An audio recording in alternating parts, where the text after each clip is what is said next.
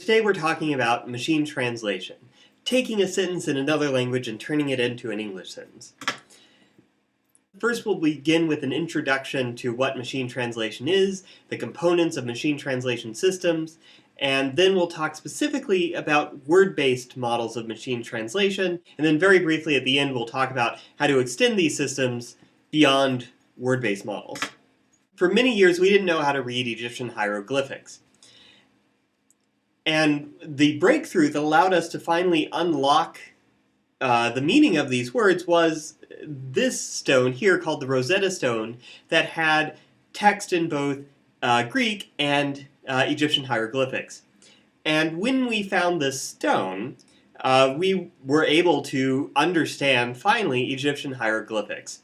This is called a parallel text because it has the same content in two different languages. And these data are what makes machine translation possible. And fortunately for us, there are a lot of organic ways that these data are created. So for example, some governments require translations in multiple languages. So for example, the European Union, Canada, Hong Kong, many newspapers have translations of the same article in multiple languages. And if you look on the web, there are many web pages that exist in multiple languages. And these parallel texts have allowed the statistical revolution in machine translation that actually makes fairly reasonable systems. So what you do is you gather up a bunch of parallel text, you do a statistical analysis of that text, and that creates a translation model. But these translation models don't always do a good job of capturing, say, selectional preferences that we talked about last week. They don't know to prefer strong T over powerful T.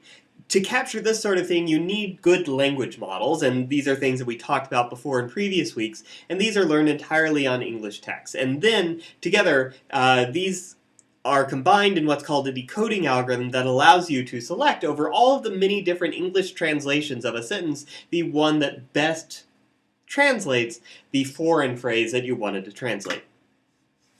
And so I just want to concentrate a little bit here on terminology. We're going to represent the input to the system, and we'll call that the source language or the foreign text, and we'll represent that with an F.